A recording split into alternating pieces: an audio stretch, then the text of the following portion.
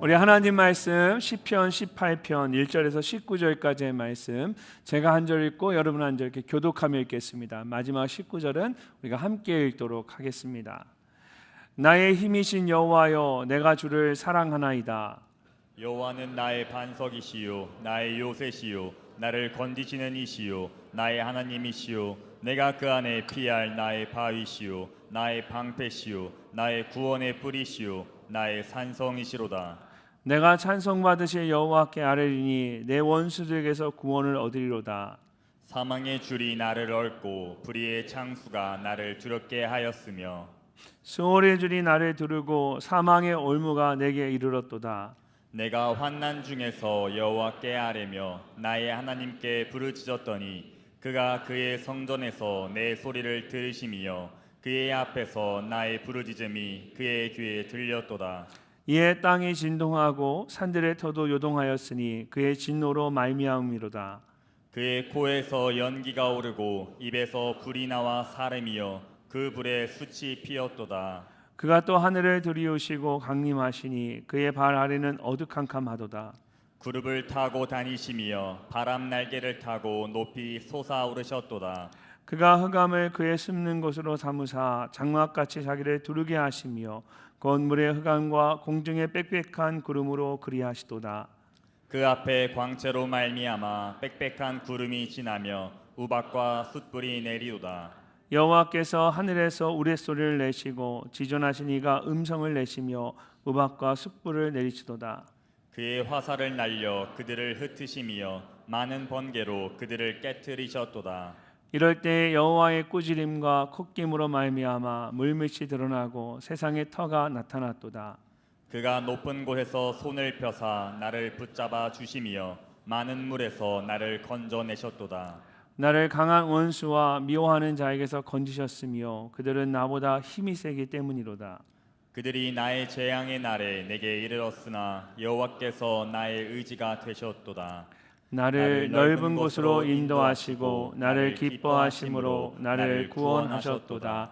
아멘. 우리 옆에 있는 분들과 인사하며 앉을 때에 함께 예배함이 큰 기쁨입니다. 이렇게 인사하며 앉겠습니다. 함께 예배함이 큰 기쁨입니다. 함께 예배함이 큰 기쁨입니다. 여러분과 함께 예배하는 것이 저에게 얼마나 큰 기쁨인지 모르겠습니다. 제가 지난 2주 동안 하나님의 은혜로 이제 블레싱 중동 아프리카 블레싱 메나라고 그러거든요. 중동, 미들 아시아 그리고 노스 아메리카였고 앞에 있는 글자만 빼서 블레싱 메나라고 부르는데 지난 2주간 블레싱 중동 아프리카 사역을 마치고 이제 어제 밤에 늦게 팀원들과 함께 이제 대전으로 복귀를 했습니다. 그러니까 지금 이 시간이 어떤 시간이냐면 거기가 8시간 더 느리거든요, 중동이. 그러니까 지금 제가 오늘 하루 종일 밤을 꼬박 새고 지금 아침을 맞이한 거예요. 그래서 거의 지금 비몽사몽의 말씀을 전하다 보면 성령님이 강하게 역사할지도 몰라요. 이상한 쪽으로 흘러갈지도 모르는데 그런데도 피곤치 않고 막 힘이 납니다. 여러분과 함께 이렇게 공동체 안에서 우리가 이렇게 예배하는 것이 얼마나 큰 은혜인지 모릅니다. 제가 중동 아프리카 가보니까 그곳에 이제 10년, 15년, 20년 된 선교사님들, 중동 아프리카는 한 영혼 구원하기가 정말 어렵습니다. 그래서 함께 마음껏 소리를 내어 찬양하고 예배할 수 없고 그런 공동체를 만나기도 너무 힘든 겁니다. 공동체를 이루는 것도 불가능하고 그런 곳에서 정말 홀로 예배하고 또 하나님 찬양하고 또 믿음의 삶을 사는 그런 선교사님들 가정을 보다가 오늘 이렇게 교회에 와서 함께 이렇게 예배하니까 한 주간의 시간이었지만 이 공동체가 얼마나 소중한지, 예배의 자리가 얼마나 소중한지를 다시 한번 느끼게 됩니다. 2년 전에 하나님께서 저희 늘사랑 공동체에게 너는 복이 될지라는 약속의 말씀을 주셨습니다. 그리고 어떻게 하면 하나님의 복을 흘려보내는 복의 통로가 될 수 있을까 깊이 생각하고 또 기도하는 가운데 여러 가지 이 블레싱 사역들을 시작하게 되었습니다. 그 중에 하나가 선교지를 직접 방문해서 그곳에 계신 저희 교회 파송 선교사님들을 축복하고 하나님의 복을 나누는 사역이었습니다. 첫 해에는 블레싱 중앙아시아라는 이름으로 중앙아시아에 계신 파송 선교사님 7가정을 축복하는 시간을 가졌습니다. 또한 작년에는 블레싱 아시아를 통해서 아시아에서 사역하고 계시는 파송 선교사님 6가정을 축복했습니다. 그리고 이제 올해 마지막으로 블레싱 중동 아프리카를 통해 중동과 아프리카에 계신 늘사랑의 파송 선교사님 5가정을 축복할 수 있었습니다. 근데 이번에는 이 중동과 아프리카가 워낙 먼 곳이고 이슬람권이 가장 강력한 지역이기 때문에 출발 전부터 영적으로 긴장을 하고 최선을 다해 준비하게 되었습니다. 실제로 이제 출발하기 전부터 저희 아내가 몸이 안 좋았고 여러 팀원들 간의 건강의 문제 또 여러 가지 문제들로 인해 어려움이 있었습니다. 그래서 영적으로 굉장히 긴장하고 준비를 잘해야겠다는 생각으로 그렇게 시작을 했는데 이 블레싱 중동 아프리카는 저희가 생각했던 것보다 훨씬 더 힘든 여정이었습니다. 주일 오후에 교회를 2주 전에 주일 오후에 교회를 출발해서 이 첫 번째 목적지인 북아프리카 튀니지의 스팍스에 도착하기까지 꼬박 37시간이 걸렸습니다. 이렇게 가장 먼 곳이라는 그런 물리적인 거리도 있는데 사실 저는 미국에 제가 오랫동안 살았기 때문에 그냥 미국도 열 몇 시간 비행기를 타고 가니까 뭐 그 정도 열 몇 시간 비행기 타는 거 중간에 한번 경유하고 또 이렇게 타고 가는 거 그렇게 어렵지 않겠다 이렇게 생각을 했어요. 근데 실제로 제가 이렇게 가 보니까 그냥 물리적인 먼 거리만 문제가 아니라 사실은 더 큰 문제는 이 영적인 그런 거리감이었습니다. 이 중동 아프리카가 워낙 이 이슬람 세력이 강한 지역이기 때문에 목적지에 도착하기 전부터 영적으로 굉장히 프레셔를 느끼면서 긴장해야만 했습니다. 실제로 티니지에 처음 도착하자마자 강력한 영적 도전이 있었습니다. 팀원들이 입국 심사를 모두 마치고 통과를 다 했는데 제 아내가 입국을 못하게 된 겁니다. 입국 심사를 하는 사람이 컴퓨터를 한참 동안 보더니 저희 아내에게 너 튀니지에 온 적이 있느냐라고 묻는 거예요. 그래서 저희 아내가 한 번도 간 적이 없는데 그 사람이 또 한 번 물으니까 내가 정말 튀니지에 와봤었나? 이런 생각이 들 정도로 정말 당황스러운 상황이 생긴 거예요. 그러더니 뒤에 있는 경찰관을 불러갖고 그 경찰관이 와서 저희 아내에게 이것저것 몇 가지를 묻더니 저희를 입국하는 것을 중단시키고 저희를 사무실로 끌고 갔습니다. 보통 우리가 세컨더리 룸이라고 하죠. 요즘 미국 때문에 아주 이런 입국이 되게 무서운데 중동에 가서 굉장히 무서웠어요. 세컨더리 룸을 데려갔는데 설명을 들어보니까 제 아내와 똑같은 이름이 인터폴의 수배자 명단에 있다라는 겁니다. 저희 아내가 무명한 자로 살고 싶었는데 이 중동 아프리카에서는 굉장히 유명한 이름이더라고요. 자자 들어가는 이름 중에 가장 이쁜 이름이라고 생각했는데 사실 한국에서는 많이 이제 아는 이름인데 중동에 저희 아내 이름이 그렇게 유명한지 몰랐습니다. 그래서 확인이 될 때까지 사무실 옆에서 기다리라고 하는 거예요. 그렇게 하염없이 3시간을 붙잡혀 있다가 간신히 입국을 할 수 있게 되었습니다. 팀원들도 모두 저희 부부가 나올 때까지 3시간 동안 밖에서 기다리고 있었습니다. 이렇게 처음 시작부터가 쉽지가 않았습니다. 거기서부터 다시 이제 3시간 반 동안 차를 타고 첫 번째 목적지인 스팍스라는 도시까지 이동을 해야 했습니다. 그렇게 37시간 만에 드디어 이 스팍스에 있는 숙소에 도착을 하게 된 겁니다. 스팍스에는 저희 교회 22대 파송 선교사인 김베드로 정다비다 선교사님 가정이 사역을 하고 계십니다. 그곳에서 이틀을 머무르면서 이제 선교사님의 가정과 사역지를 직접 방문하고 그분들의 이야기를 듣고 축복해드리는 사역을 해야 합니다. 근데 다음 날 아침에 호텔 러비에 이렇게 아침에 출발하게 내려가 보니까 거기에 사복 경찰이 와서 기다리고 있는 겁니다. 그러니까 공항에서부터 시작된 감시가 계속 이어진 거죠. 경찰이 아주 그냥 우연히 만난 것처럼 저희에게 다가왔지만 감시를 당하고 있다라는 걸 우리가 느낄 수가 있었습니다. 어떻게 이곳에 왔는지, 오늘 일정이 무엇인지 김베드로 선교사님과 저희들에 대해 여러 가지를 물었습니다. 그리고 다음 날 아침에도 또 다른 사복 경찰이 와서 저희들을 지켜봤습니다. 그 이후에 이제 티니지를 나와서 그 다음 목적지인 요르단으로 또 들어가는데 거기서도 또 어려움이 있었어요. 지난 중앙아시아나 또 아시아에서의 사역 지난 2년 동안 이런 적이 한 번도 없었는데 이 요르단에 들어가면서 거기 도착했는데 저희 짐이 2개를 미싱한 거예요. 찾지를 못한다. 처음에는 비행기에 실지 않은 것 같다 그러고 뭐 여러 가지를 얘기하면서 공항에 한참 동안 이 짐 때문에 머물러 있어야 했습니다. 나중에 간신히 이제 짐을 찾아서 가지고 나가게 됐죠. 또 요르단에서 튀르키예 메이신으로 이제 이동할 때에는 이 비행기 출발 시간이 아무 이유 없이 연기가 되면서 환승하는 비행기를 놓칠 수도 있는 그런 힘든 상황이 생기기도 했습니다. 또한 팀원들이 출발부터 돌아올 때까지 계속해서 한 명씩 돌아가면서 몸이 아파서 사역을 할 수 없는 어려운 상황들이 생기기도 했습니다. 실제로 저도 중간에 지난 주일날 이 메신에서 말씀을 전하는데 아침까지도 괜찮았는데 말씀을 전하러 예배에 들어가서 앉았는데 예배드리기 시작하는데 온몸에 식은땀이 나면서 몸이 차가워지고 정신을 차릴 수 없을 정도 힘이 드는 거예요. 그래서 어쩔 줄 몰라하고 뭐 정말 이게 설교를 가능할까 하는 생각이 들 정도로 제 몸이 너무 갑자기 그 순간에 짧은 순간에 제 몸이 너무 다운되면서 힘들어지는 거예요. 이런 영적인 도전들을 우리가 쭉 2주 동안 경험하면서 제 안에 정말 이곳이 리얼 선교지구나, 정말 실제 여기가 선교지구나라는 생각이 들었습니다. 선교지들마다 영적인 싸움이 있겠지만 이 중동과 아프리카는 문을 열고 나가는 그 순간부터 영적인 싸움들이 있는 곳입니다. 실제로 제가 말씀을 준비하려고 새벽부터 일어나서 말씀을 새벽마다 일어나서 준비를 하는데 새벽 5시 반이 되면 어김없이 모스크에서 코란 경전을 읽는 소리가 스피커를 통해 퍼져나오는 거예요. 곳곳에 문을 열고 나가면 다 히잡을 둘러쓴 이슬람권의 무슬림 사람들이 다 보여지고 곳곳에 기도실이 있고 그들의 기도실이 있는 거예요.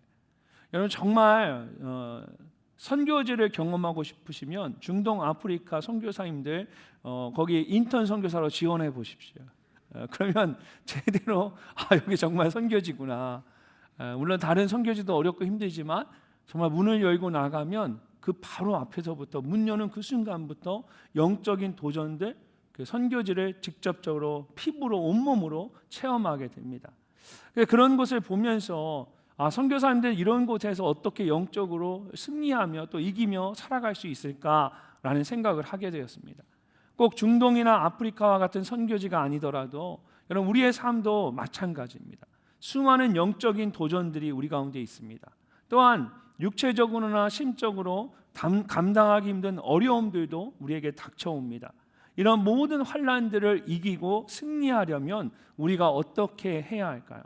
오늘 우리가 함께 읽은 시편 18편의 말씀은 이전의 시편들과 같이 다윗이 쓴 시편입니다. 근데 차이가 있다면 이전의 시편들은 그의 삶 가운데 순간순간에 고백되었던 것이었다면 지금 오늘 우리가 함께 읽은 시편 28편은 그의 인생을 다 살고 노년에 그가 그의 지난 삶을 쭉 돌아보면서 아주 진지하고 심각하게 그 모든 삶에 대해서 고백하고 있다라는 겁니다. 실제로 사무엘하 22장을 보면 이 다윗의 삶의 마지막 부분을 기록한 말씀인데 오늘 말씀과 똑같은 말씀이 그 마지막 부분에 다윗의 승전가라는 제목으로 기록되어 있습니다. 다윗이 노년에 자신의 인생을 이렇게 돌아보면서 마지막으로 남겼던 유언과 같은 아주 중요한 말씀이었던 겁니다. 그래서 오늘 말씀의 표제어도 이렇게 되어 있습니다. 여호와의 종 다윗의 시, 인도자를 따라 부른 노래. 여호와께서 다윗을 그 모든 원수들의 손에서와 사울의 손에서 건져주신 날에 다윗이 이 노래의 말로 여호와께 아뢰어 이르되 어린 시절에 처음으로 골리앗과 싸워 승리를 했을 때부터 노년에 이를 때까지 수많은 원수들과 사울의 손에서 승리하게 하신 하나님을 찬양하면서 어떻게 그 모든 환난에서 이기고 마침내 승리할 수 있었는지를 고백한 말씀이 바로 오늘 우리가 함께 나누려고 하는 시편 18편의 말씀입니다. 그래서 무려 50절이나 되는 전체 150편의 시편들 중에 네 번째로 긴 말씀이지만 인생의 모든 환난에서 승리할 수 있었던 다윗의 삶의 비결이 그대로 담겨있는 아주 짜임새 있는 말씀입니다. 오늘 이 말씀을 통해서 모든 환난을 이기고 승리하는 비결에 대해서 함께 생각해 보기를 원합니다. 가장 먼저 하나님을 나의 힘으로 삼아야 합니다. 다윗이 모든 환난을 이기고 승리할 수 있었던 것은 하나님을 그의 힘으로 삼았기 때문입니다. 그래서 1절 말씀을 보면 다윗이 가장 먼저 이렇게 고백을 합니다. 나의 힘이신 여호와여, 내가 주를 사랑하나이다. 아멘. 다윗은 하나님을 나의 힘이시라고 고백하면서 내가 그런 하나님을 사랑한다라고 말합니다. 이것은 간단한 고백인 것 같지만 사실은 많은 의미를 담고 있는 고백입니다. 그가 평생 동안 경험했던 하나님에 대한 고백이 담겨져 있기 때문입니다. 특별히 사랑하나이다 라고 말할 때 사용한 단어의 어원이 가지고 있는 뜻이 어머니의 자궁 또는 모태입니다. 이것은 어머니가 새로운 생명을 잉태해서 품고 있는 공간으로 자녀를 향한 어머니의 깊은 사랑을 의미합니다. 그래서 보통 구약 성경에서 이스라엘을 향한 하나님의 사랑을 표현할 때에 이 단어를 사용하곤 했습니다. 그런데 유일하게 하나님을 향한 사람의 사랑을 표현할 때에 이 단어를 사용한 경우가 있는데 그것이 바로 방금 읽은 말씀에서 다윗이 내가 주를 사랑하나이다 라고 고백할 때입니다. 다윗은 두렵고 떨리는 마음으로 이 표현을 사용했을 겁니다. 왜냐하면 이 표현은 하나님만 사용할 수 있는 표현이었기 때문입니다. 내가 하나님만큼 사랑할 수 없는 걸 알기 때문에 아무도 쓰지 못하는 표현이었는데 그 표현을 다윗이 두렵고 떨리는 마음으로 하나님에 대한 자기의 사랑을 표현하며 사용했다는 것은 그만큼 다윗의 마음이 하나님에 대한 그의 마음이 깊고 진실했다라는 겁니다. 그렇다면 다윗이 어떻게 그렇게 하나님을 사랑할 수 있었을까요? 그것은 그가 가장 먼저 나의 힘이신 여호와여 라고 고백하는 것처럼 하나님께서 그의 평생에 가장 큰 힘이 되어주셨기 때문입니다. 이어지는 2절 말씀을 보면 다윗이 아주 구체적으로 하나님께서 그에게 어떻게 힘이 되어주셨는지를 설명하고 있습니다. 우리 함께 한번 읽어보도록 하겠습니다. 여호와는 나의 반석이시요 나의 요새시요 나를 건지시는 이시요 나의 하나님이시요 내가 그 안에 피할 나의 바위시요 나의 방패시요 나의 구원의 뿌리시요 나의 산성이시로다. 아멘. 말씀을 보시면 하나님에 대한 다윗의 고백이 아주 구체적입니다. 보통 7중 보호막이라고 말하는데 반석, 요새, 건지시는 이, 피할 바위, 방패, 구원의 뿔, 산성 이렇게 7가지의 이미지를 사용해서 아주 구체적으로 표현하고 있습니다. 특별히 다윗이 하나님에 대해 고백한 이 7가지 이미지들을 보면 모두 전쟁터에서 가장 위험한 순간 대적이나 원수로부터 자신을 안전하게 보호해 줄 수 있는 도구들이나 장소들입니다. 자, 그런데 사실 그런 것들은 조금이라도 더 강한 적을 만나거나 조금이라도 더 큰 위험을 만나게 되면 더 이상 그를 보호해 줄 수가 없습니다. 그래서 다윗은 그런 도구들이나 장소들이 아니라 하나님을 나의 힘으로 삼았습니다. 하나님이 나의 반석이시고 나의 요새이시고 나를 건지시는 이십니다. 하나님이 나의 피할 바위이시며 나의 방패이시고 하나님이 나의 구원의 뿌리시고 나의 산성이십니다. 그렇기 때문에 세상의 그 무엇도 그 누구도 나를 해칠 수 없습니다. 다윗이 이렇게 고백하고 있는 것입니다. 사실 다윗의 삶은 늘 두려움의 연속이었습니다. 수많은 대적들과 원수들로 인해서 항상 죽음의 위협 가운데 있었습니다. 때로는 감당할 수 없을 것 같은 큰 환난이 닥쳐오기도 했습니다. 그래서 4절과 5절 말씀을 보면 다윗이 이렇게 고백합니다. 사망의 줄이 나를 얽고 불의의 창수가 나를 두렵게 하였으며 수월의 줄이 나를 두르고 사망의 올무가 내게 이르렀도다. 이 사망의 줄은 사냥꾼이 설치한 줄로 된 덫을 말합니다. 빠져나가려고 하면 점점 더 조여드는 그런 덫에 걸렸다는 것입니다. 그리고 불의의 창수에서 이 불의는 파괴적인 성격을 의미하고 창수는 거세게 불어오는 급류를 말하는 것입니다. 그래서 불의의 창수라는 말은 파괴적인 급류라는 뜻입니다. 스올의 줄도 앞에서 말한 사망의 줄과 비슷한 의미입니다. 동물을 잡는 덫에 비유한 것을 좀 더 구체적으로 표현한 것입니다. 그리고 사망의 올무도 덫처럼 순간적으로 새를 올가매는 것을 의미합니다. 결국 모두 갑자기 닥친 큰 위기나 환난을 말하는 것입니다. 다윗이 그런 환난 가운데 간절히 부르짖으며 하나님을 찾았는데 하나님께서 그 소리를 들으시고 응답해 주셨습니다. 마치 코에서 연기가 나고 입에서 불이 나오는 모습으로 나타나셔서 다윗의 모든 대적들을 심판하시고 그를 그 모든 환난에서 건져 주셨습니다. 16절에 보면 다윗이 그런 하나님에 대해 이렇게 고백을 합니다. 그가 높은 곳에서 손을 펴사 나를 붙잡아 주시며 많은 물에서 나를 건져내셨도다. 다윗은 하나님을 큰 물살에 휩쓸려 떠내가는 사람을 높고 안전한 곳에서 손을 내밀어 붙잡아 건져내 주시는 분으로 표현을 합니다. 사실 누구보다 다윗 자신의 삶이 그랬습니다. 큰 물에 휩쓸려서 떠내려가는 것처럼 자신의 힘으로는 아무것도 할 수 없는 삶이었습니다. 근데 하나님께서 손을 내밀어서 그런 다윗을 붙잡아 주신 것입니다. 죽을 수밖에 없는 그를 건져 주셔서 다시 살게 하셨습니다. 다윗이 그런 수많은 순간들을 떠올리면서 나의 힘이 되신 여호와여 내가 주를 사랑하나이다 라고 고백하고 있는 것입니다. 이처럼 다윗이 그의 인생 가운데 그 모든 환난을 이기고 승리할 수 있었던 것은 오직 여호와 하나님만을 그의 힘으로 삼았기 때문입니다.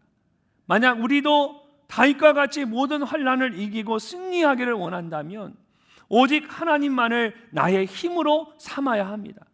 그렇다면 어떻게 하면 그렇게 할 수 있을까요? 3절 말씀을 보면 다윗이 이렇게 고백합니다. 내가 찬송받으실 여호와께 아뢰리니 내 원수들에게서 구원을 얻으리로다. 다윗은 나의 힘이신 여호와 하나님께 아뢰겠다라고 합니다. 이것은 기도하겠다라는 말입니다. 그럴 때 하나님께서 원수들에게서 그를 구원하실 것이다 라고 고백합니다. 근데 우리가 가진 개역개정 성경의 번역으로만 보면 이렇게 단순히 다윗이 하나님의 구원을 소원하는 것 정도로만 보입니다. 근데 원래 성경의 의미는 훨씬 더 분명합니다. 원인과 결과를 나타내듯이 다윗이 기도하면 하나님께서 그를 구원하셨다라는 뜻입니다. 그래서 새번역 성경은 이 말씀을 이렇게 번역을 했습니다. 내가 여호와께 부르짖으면 그가 나를 원수들에게서 구원하시니 여호와는 찬양을 받으실 분이시다. 이 말은 내가 하나님께 간구할 때마다 하나님께서 나를 구원하신다라는 뜻입니다. 다윗은 기도할 때마다 하나님의 역사를 경험할 수 있었던 겁니다. 그러므로 우리가 나의 힘이 되신 하나님을 경험하기 위해서 어떻게 해야 할까요? 다윗처럼 하나님께 간구해야 합니다. 하나님께 기도할 때에 우리는 하나님의 놀라운 역사를 경험할 수가 있습니다. 이 파송 선교사님들을 직접 방문하는 블레싱 사역은 짧은 기간에 여러 나라들을 이동해야 합니다. 그래서 계속해서 비행기를 타게 됩니다. 작년에 블레싱 아시아를 할 때 제가 일주일간 탄 비행기 횟수를 세어보니까 중간에 갈아탄 것까지 다 합치면은 매일매일 비행기를 한 번씩 탄 거예요. 원 없이 비행기를 타고 싶은 사람들은 블레싱 사역에 헌신하면 돼요. 이번에도 비행기를 계속 타면서 이동했는데 2박 3일로 교차로 이동합니다. 이동하는 시간을 줄이기 위해서 도착하고 다음날 사역하고 그 다음날 이동하며 그 다음 사역 도착하고 또 그 다음날 사역하고 이동하고 도착하고 사역하고 이동하고 도착하고 이렇게 2박 3일로 엮여져 있기 때문에 만약에 한 번이라도 비행기가 연착하거나 또 비행기를 놓치게 되면 이후에 모든 스케줄이 연쇄적으로 다 엉망이 되어버리는 겁니다. 근데 지난 토요일 오후에 요르단 암만에서 출발해서 튀르키예 이스탄불을 거쳐서 황하박국 선교사님이 계시는 멜신까지 가야 하는데 이 요르단에 처음 출발하는 비행기가 연기가 되어서 1시간이나 늦게 출발을 하게 된 거예요. 이스탄불에 도착하면 그 나라의 튀르키예에 도착하는 거니까 도착하면 가장 먼저 입국 심사를 하고 그 다음에 국내선으로 갈아타야 하는데 처음에 요르단에서 출발하기 전에는 처음에는 이 이스탄불에서 1시간 반의 그 시간 레이오버 시간이 있었어요. 근데 요르단에서 1시간 늦게 출발을 하게 되니까 이 이스탄불에서 레이오버가 30분밖에 안 되는 거예요. 근데 30분 만에 입국 심사를 하고 또 국내선이 타는 데 가서 국내선을 갈아타야만 되는 거예요. 여러분 남의 이야기라고 그렇게 아무 감정을 쳐다보지 마세요. 이게 굉장히 저희가 얼마나 그때 마음이 졸였는지 이 30분만 이걸 어떻게 합니까? 그 방법이 없으니까 이제 저희가 중동 아프리카 선교사님들과 또 후발대로 오시는 분들에게 기도를 부탁하고 일단은 이스탄불로 향하는 출발하는 비행기를 요르단에서 탔습니다. 이스탄불에 도착할 때가 다 되어서 저희가 비행기 안에서 확인을 해보니까 저희가 갈아탈 비행기가 오히려 10분 더 단축이 되었어요. 도저히 갈아탈 수 없는 상황인 거예요. 뭐 여러 가지 방법을 이야기해도 안 되고 방법이 없어서 저희가 그래도 저와 저희 아내가 그 비행기 제일 앞자리에 타고 있었거든요. 그래서 그 앞자리에 타고 있어서 제일 먼저 내리니까 뒤에 계신 분들한테 저희가 먼저 가서 어떻게 해서든 비행기에다가 발 하나 걸치고 버티겠습니다. 그렇게 이야기하고 비행기가 딱 랜딩하고 문을 열기, 랜딩하고 도착하자마자 벨트 풀을 수 있는 사인이 뜨니까 저희가 그때 바로 일어났거든요. 근데 저희보다 더 먼저 사람들이 앞에 쭈르륵 몰려와서 그냥 길 복도에 쫙 서 있는 거예요. 비행기 안에 문이 열리지도 않았는데. 그래서 저희가 너무 급해서 제가 그랬어요. 미안하지만 내가 지금 빨리 내려서 지금 입국 심사하고 지금 비행기를 30분 만에 타야 된다. 제가 그렇게 얘기했더니 그 앞에 있는 사람이 저를 바라보면서 우리도 똑같은 상황이다 그러는 거예요. 이스탄불이 워낙 이 국제선이 많다 보니까 1시간 딜레이 되면서 그 비행기에 탄 모든 사람들이 자기가 환승하는 비행기에 다 늦어버린 거예요. 그래서 양보를 할 수 없는 거예요. 어떡하나 이제는 정말 포기해야 되나 하고 정말 모든 걸 이제 내려놓아야 되는 그런 상황이 된 거예요. 만약에 그 비행기를 놓치면 제가 그날 밤에 저희가 그 공항에서 밤을 새야 돼요. 근데 다음날 주일날 제가 매신에서 설교를 하기로 했거든요. 앞이 캄캄하더라고요. 근데 그 순간에 갑자기 우리가 타기로 한 비행기가 30분이 뒤로 연기가 되었어요. 바로 직전에 10분 단축됐던 비행기가 갑자기 30분이 뒤로 미뤄진 거예요. 그래서 소망을 가지고 비행기에 내렸고 뛰기 시작한 거예요. 저희 아내랑 저랑 막 뛰기 시작했습니다. 뒤에 오는 사람들 따라오고 저희 먼저 가서 비행기를 붙잡고 있어야 되니까 막 뛰어갔어요. 막 뛰어가는데 이제 입국 심사를 해야 되잖아요. 엄청난 사람들이 막 몰려가는데 이 입국 심사하는데 저기 멀리서 보니까 거기에 사람들이 막 바퀴까지 줄을 서 있는 거예요. 어떻게 하나 하고 가까이 갔더니 그 입국 심사장이 이 이스탄불에 입국하는 사람들은 거기서 입국 심사를 받고 이 이스탄불 공항은 다른 공항하고 달리 국내선을 환승하는 사람들만을 위한 입국 심사장이 따로 있는 거예요. 그래서 그 입국 심사장 바로 건너편 그 다음 섹션에 가보니까 국내선 환승하는 사람들 입국하는 자리가 있는데 거기에는 2명인가 3명밖에 없는 거예요.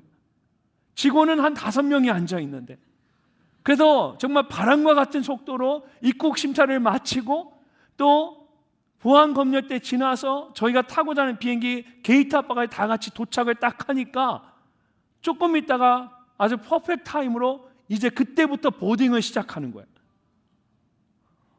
놀라운 하나님의 역사였어요. 하나님이 마치 홍해를 가듯이 저희 앞에 길을 쫙 내시고 거기 있는 게이트 앞에 갔더니 사람들이 정말 꽉 차 있는데 이 사람들 다 줄을 서서 왜 비행기 안 떠나냐 막 그러고 항의하고 있는 거예요. 그러니까 거기 있는 사람들 다 모르는 거예요. 왜 비행기가 지금 안 뜨고 여기 있는지.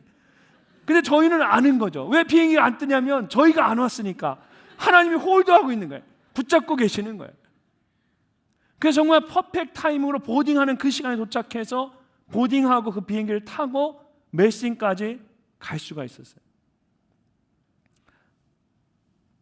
이번 블레싱 중동 아프리카 사역에는 이전에 블레싱 중앙아시아나 아시아와는 달리 계속해서 이런 영적 도전들이 있었습니다. 근데 그때마다 하나님께서 저희로 하여금 기도하게 하셨고 기도를 통해서 마치 홍해가 갈라지고 하나님이 붙잡으시는 것처럼 놀라운 하나님의 역사를 경험할 수가 있었습니다. 사랑하는 늘청 여러분, 이처럼 기도는 하나님의 능력이 흐르는 영적인 통로입니다. 하나님이 나의 힘이 되심을 믿는다면 다윗처럼 하나님께 기도할 수 있어야 합니다.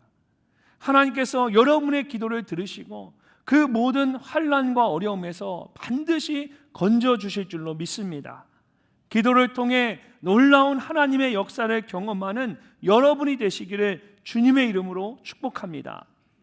두 번째로, 모든 환난에서 이기고 승리하기 위해서는 하나님의 말씀에 순종해야 합니다.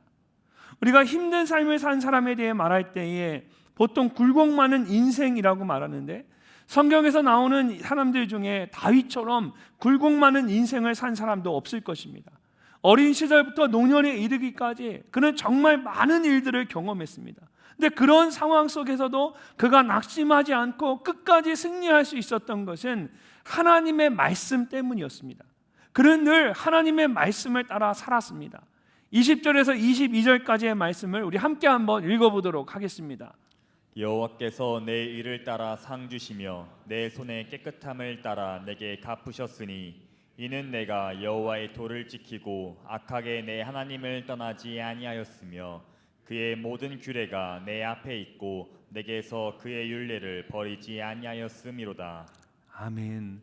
하나님께서 의로운 삶을 산다고 다윗을 칭찬해 주셨고 그의 삶이 깨끗하다고 그에게 상을 주셨습니다.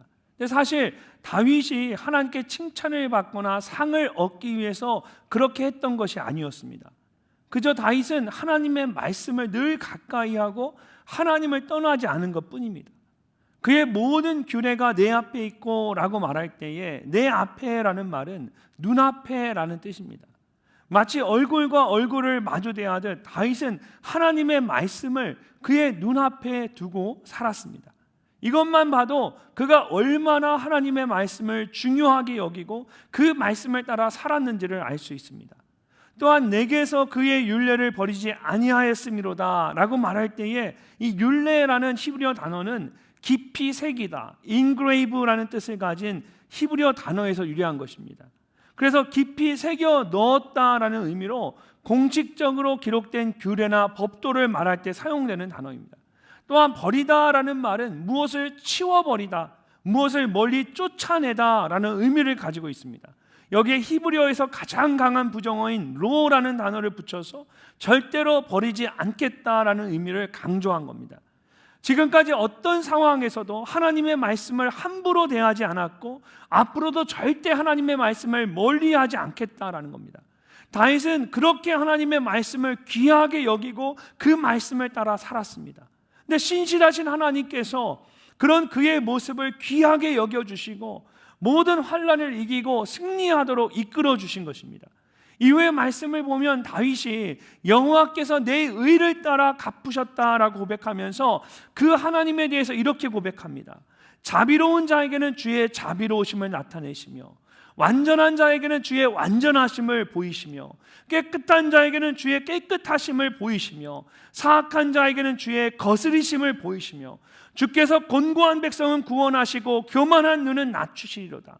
주께서 나의 등불을 켜시며 여호와 내 하나님이 내 흑암을 밝히시리로다. 하나님에 대해 지금 다윗이 뭐라고 말하는 것 같으십니까? 자비로운 자에겐 주의 자비하심을, 완전한 자에겐 주의 완전하심을, 깨끗한 자에겐 주의 깨끗하심을, 사악한 자에겐 주의 거스리심을, 이것은 모두 하나님의 신실하심을 말하고 있는 겁니다. 이처럼 다윗이 하나님의 말씀에 끝까지 순종할 수 있었던 것은 그가 하나님의 신실하심을 믿었기 때문입니다. 모든 것을 밝히 드러내시고 말씀대로 이루실 하나님을 신뢰했기 때문에 다윗이 끝까지 하나님의 말씀대로 순종하며 살아갈 수 있었던 겁니다. 그리고 결국 그것이 그로 하여금 모든 환난에서 이기고 승리하도록 해주었습니다. 지난 주일에 출입기의 메신에 있는 교회에서 제가 이제 말씀을 전하고 오후에 거기 계신 우리 황하박국 선교사님과 함께 다소 지역을 방문했습니다. 굉장히 여러분 익숙한 지명이죠. 성경을 보면 사도 바울이 태어난 곳이 다소입니다. 다소. 근데 중동의 다른 지역들처럼 그곳도 지금은 기독교가 다 사라지고 그냥 이슬람으로 가득한 곳이 되어버렸습니다. 그곳에 교회를 개척해서 예배를 드리고 있는 현지인 목사님이 계셨습니다. 그래서 주일 오후에 그분과 그 가정을 축복하기 위해서 그곳에 방문을 하게 된 겁니다. 근데 사실 그 목사님은 아주 독실한 이슬람 가정에서 태어나고 자랐습니다. 이슬람교에서 함께 모여 종교적인 집회를 할 때 이렇게 목사처럼 그들을 인도하는 리더가 있는데 그 사람을 이맘이라고 합니다. 근데 그 목사님의 어머니의 가정이 대대로 이 이맘을 배출해낸 아주 독실한 이슬람 가정이었습니다. 이 목사님도 어렸을 때부터 당연히 내가 크면 이맘이 될 것이라고 생각하고 어렸을 때부터 코란을 늘 읽고 자랐습니다. 그리고 청소년이 되었을 때에는 이맘의 집에 직접 가서 거기에 함께 살면서 직접 훈련을 받았습니다.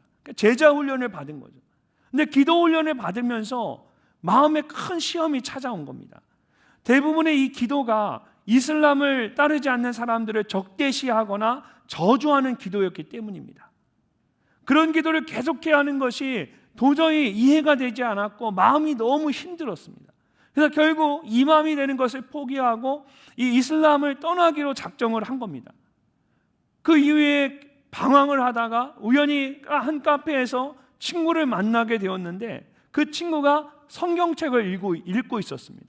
그러면서 그 성경책을 펼쳐서 말씀을 처음으로 성경 말씀을 자기에게 보여주었는데 그것이 사랑장이라고 하는 고린도전서 13장이었습니다. 사랑은 오래 참고 사랑은 온유하며 시기하지 아니하며. 이 사랑에 대한 이 말씀을 읽고 진정한 사랑이 그리스도 안에 있음을 깨닫게 된 겁니다. 그러면서 그리스도인이 되고 하나님을 믿게 되었고 그리스도인이 되었고 그 이후에 목사가 되어서 목회를 하게 된 겁니다. 이슬람으로 가득한 그 무슬림 지역에서 기독교 신앙을 가지고 목회를 하게 된 거예요. 결혼하기로 한 연인에게도 복음을 전했고 이제 결혼을 하면서 함께 신앙생활하고 목회를 사역을 하기 시작한 겁니다. 근데 부모님과 형제들은 그런 두 사람의 마음을 받아주지 않고 그들을 계속해서 핍박했습니다. 특별히 이맘이 될 것을 기대했던 이 어머니의 미움과 핍박이 가장 심했다고 합니다. 그러니까 집에 들어가려면 항상 어머니가 살고 있는 집 마당을 지나가서 들어가야 되는데 이 어머니가 그 마당 앞에 앉아 있다가 이 두 사람이 지나가면 이 두 사람을 계속 저주하고 원망하고 욕한 거예요. 특별히 그 중에 그 며느리를 자꾸 뭐라고 했다는 거예요. 내 아들을 망가뜨린 사람이라고. 제가 보니까 동양이든 서양이든 중동이든 한국이든 다 이 사람들이 이 어머니들의 마음은 다 똑같은 것 같아요. 자기 아들은 아무 잘못 없다고 생각하고 다 며느리 잘못이라고 생각하고 제가 그거 보면서 중동 사람은 똑같구나. 사실은 이 목사님이 그 아내 될 사람에게 복음을 전해서 아내가 기독교인이 된 건데 이 엄마는 계속 이 어머니는 자기 아들이 이맘이 되려고 아주 이슬람의 아주 귀한 사람으로 자기 아들을 이 여자가 꼬드겨서 예수 믿게 했다고 이 사모님을 계속 핍박하고 저주한 거죠. 그 와중에 두 분이 건강이 안 좋아져서 심장 수술을 두 분이 차례대로 그 큰 수술을 받게 되었습니다. 먹을 것도 아무것도 없고 형제들과 가족과 그 공동체 안에 완전히 고립되어서 버림받은 상태였어요. 근데 그렇게 정말 힘든 삶을 살고 있을 때에 하나님께서 아주 분명한 음성으로 이 목사님에게 가서 전하라고 말씀하신 거예요. 가서 전하라.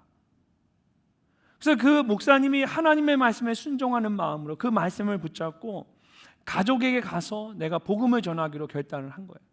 도망만 치고 물러서 있지 말고 내가 가족에게 내 믿음을 분명히 밝혀야 되겠다. 그래서 초대받지 못한 이 가족 모임에 목사님 부부가 찾아오자 모두가 마치 투명인간처럼 대했다라는 거예요. 그런데도 가족을 원망하지 않고 하나님께서 말씀하신 그대로 끝까지 인내하면서 그 가족들을 사랑으로 대했습니다. 얼마나 힘들었겠어요. 그렇게 지금까지 여전히 그 핍박 가운데서 거기서 목회를 하고 계십니다. 그래서 가족을 끊임없이 사랑으로 감싸고 있어요. 근데 그 목사님이 그러면서 시편 37편의 말씀을 저희에게 마지막으로 나눠주셨습니다. 여호와를 의뢰하고 선을 행하라. 땅에 머무는 동안 그의 성실을 먹을거리로 삼을지어다. 또 여호와를 기뻐하라. 그가 내 마음의 소원을 내게 이루어 주시리로다. 내 길을 여호와께 맡기라. 그를 의지하면 그가 이루시고 내 의를 빛같이 나타내시며 내 공의를 정오의 빛같이 하시리로다. 이 목사님 사모님이 어떻게 그 오랜 시간 그 이슬람권으로 가득한 그 안에서 그 저주와 핍박 가운데 어떻게 끝까지 믿음으로 버티고 그들을 사랑으로 대할 수 있었을까요? 바로 이 말씀 때문인 거예요. 하나님이 그 두 분에게 주신 이 말씀 때문에 하나님을 의뢰하고 선을 행하면 하나님이 반드시 그 모든 것을 선하게 이루실 거라는 그 믿음을 가지고 이 말씀 붙들고 끝까지 이기고 승리하며 버텨오는 거예요. 하나님이 언젠가는 이 일을 빛같이 나타내시고 내 공의를 정오의 빛같이 하시겠다는 이 말씀 한마디 때문에 그 목사님 사모님이 그 이슬람이 가득한 그곳에서 모든 가족과 다 단절된 상황 속에서 끝까지 복음을 전하고 예배를 드리며 신앙을 지키고 있는 거죠. 저는 하나님께서 반드시 이 말씀대로 그 목사님 가정을 승리하게 하실 것이라고 믿습니다. 사랑하는 늘청 여러분, 혹시 이해할 수 없는 어려움이나 환난 가운데 있으십니까? 하나님의 말씀을 붙잡으십시오.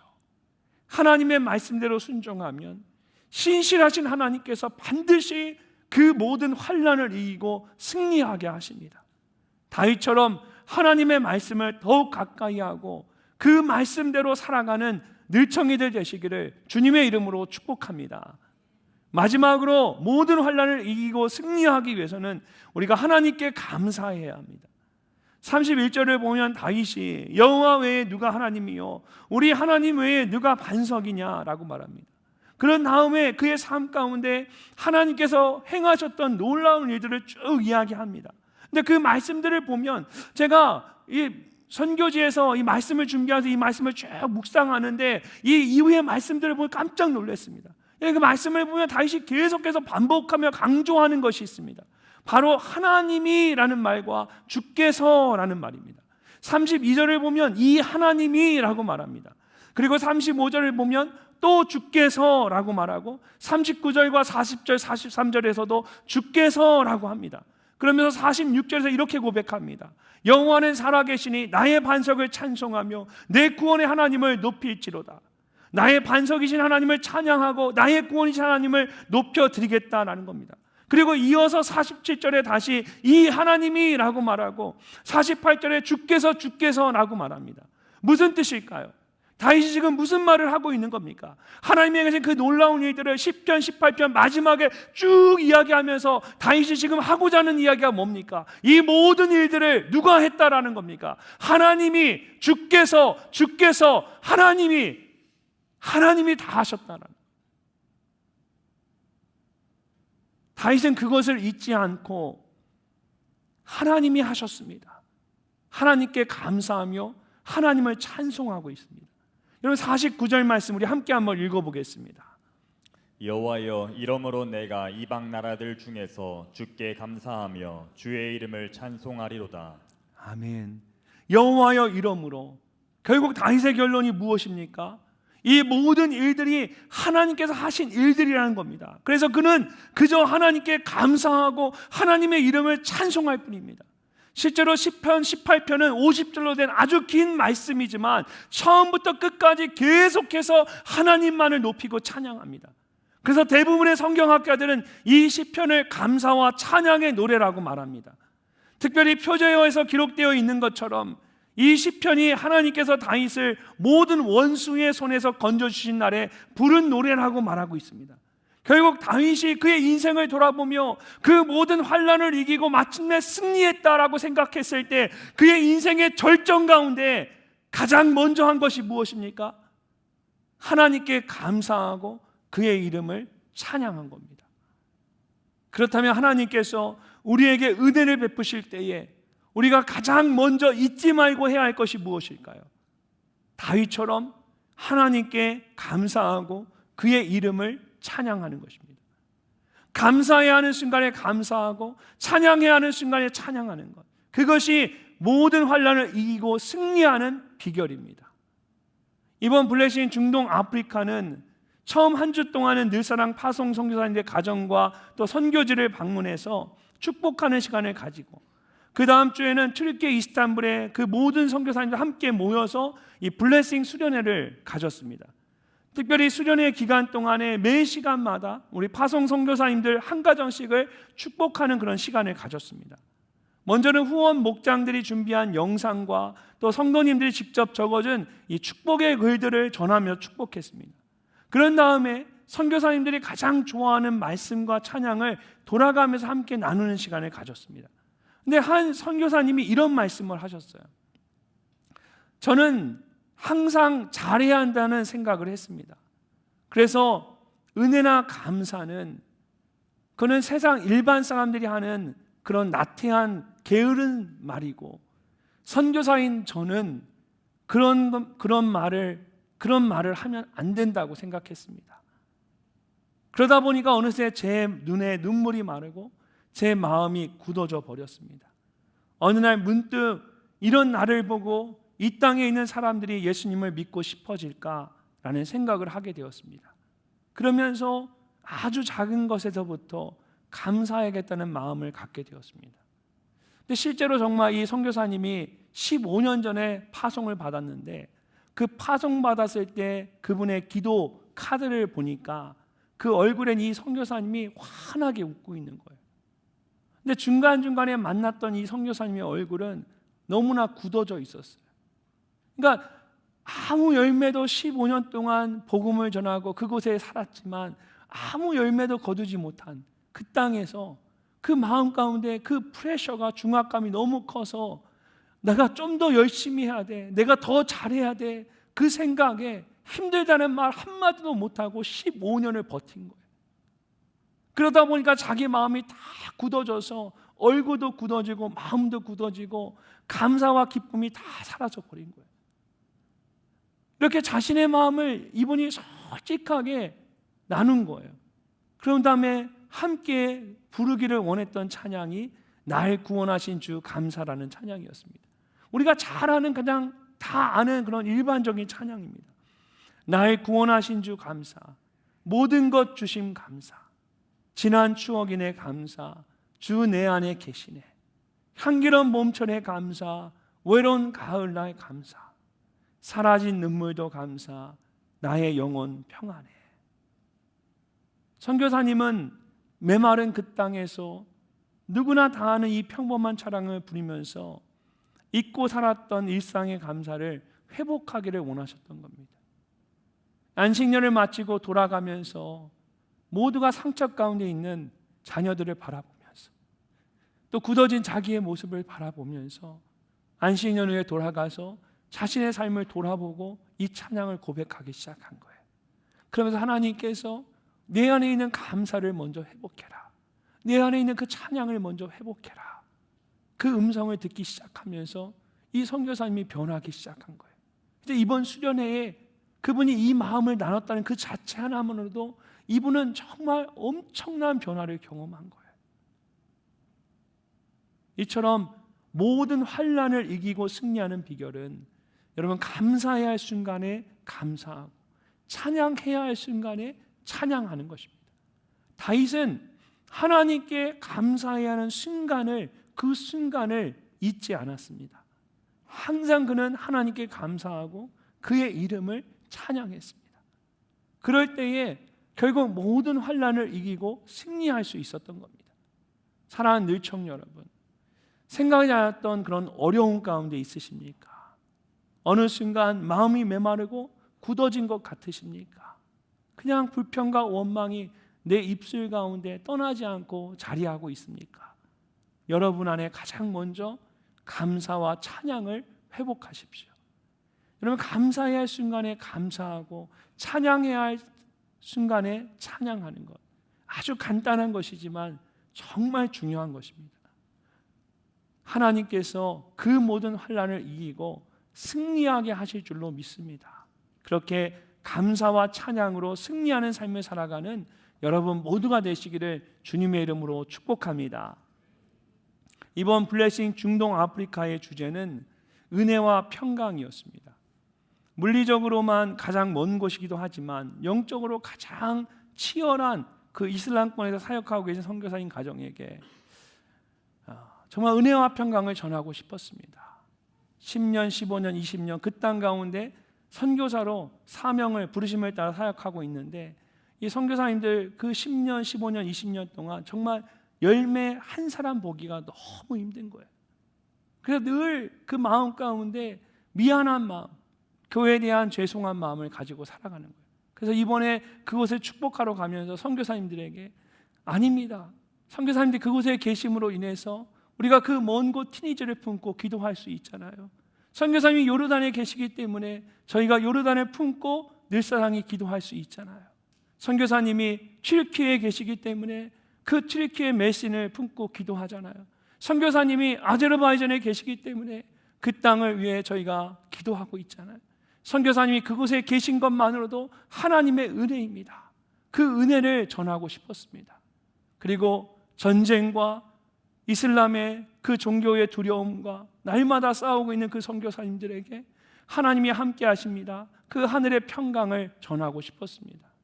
실제로 지난 2주간 저희가 방문한 그 땅은 영적으로 정말 힘든 곳이었습니다. 특별히 가장 먼 곳인 북아프리카의 튀니지의 스팍스라는 도시는 영적인 진이 너무나 견고해서 도저히 들어갈 틈이 없는 곳이었습니다. 그래서 튀니지에 계시는 선교사님들조차도 포기하고 들어가지 않으려고 하는 곳이 바로 스팍스라는 도시였습니다. 근데 그곳에 저희 교회 파송 선교사님 한 가정이 계십니다. 이번 일정 가운데 사실은 첫 번째로 그곳을 방문할 때에 제가 그 가정이 얼마나 힘든 상황 가운데 있는지를 이미 알고 있었기 때문에 만약 그 가정이 원하면 선교지를 다른 곳으로 옮겨줘야 할지도 모른다는 생각까지 하고 그곳으로 갔습니다. 근데 뜻밖에도 그 선교사님이 이렇게 말씀하시는 거예요. 목사님, 이곳이 참 힘든 곳입니다. 사람들도 5년이 지났는데도 여전히 마음을 열지 않습니다. 그런데 저희는 이곳이 좋습니다. 이상하게 이곳에 있는 사람들이 자꾸 제 마음에 아른거리고 이 사람들을 품게 됩니다. 저희는 그냥 이곳에 계속 남겠습니다. 저희가 방문했을 때 튀니지에 있는 다른 도시에 있는 선교사님들이 그 선교사님 가정을 계속해서 콜링을 하고 있었어요. 선교사님, 스팍스는 안 됩니다. 선교사님, 그 땅은 아무런 열매도 볼 수 없는 닫힌 곳입니다. 왜 그곳에서 그 낭비하며 그 고생을 하고 있습니까? 선교사님, 이쪽으로 오세요. 이 도시로 오세요. 저는 정말 그 선교사님이 그래서 그 가정이 살기 위해서 그곳을 떠나기로 결정할 줄 알았습니다. 근데 그 모든 상황을 다 보여주고 나서 이 선교사님이 정말 저에게 하고 싶은 말은 그럼에도 불구하고 목사님, 저희는 이 땅이 좋습니다. 저희는 이 땅에 조금 더 남아보고 싶습니다. 주님이 주시는 마음이었어요. 주님이 주시는 마음이 아니면 제가 생각해 절대 이런 마음 갖지 못하겠다는 생각이 들었어요. 그래서 저희가 더 이상 할 말이 없었어요. 축복하고 기도하며 그 땅에서의 사역을 축복하며 돌아왔어요.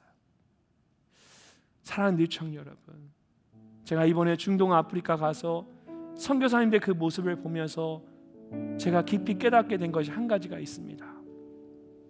우리는 눈에 보이는 상황과 문제를 보며 힘들다라고 말합니다. 절대로 이길 수 없다라고 생각합니다. 그러나 우리의 승리는 그렇게 눈에 보이는 것에 달려있지 않습니다. 여러분, 다윗처럼 오직 여호와 하나님만을 여러분의 힘으로 삼으십시오. 하나님의 말씀에 끝까지 순종해 보십시오. 날마다 매 순간마다 감사해야 할 때 감사하고 찬양해야 할 때 찬양해 보십시오. 하나님께서 그 모든 환난과 시련 가운데서 여러분을 하여금 이기고 승리하게 하실 줄로 믿습니다. 오직 하나님만 바라보는 여러분 모두가 되시기를 주님의 이름으로 축복합니다.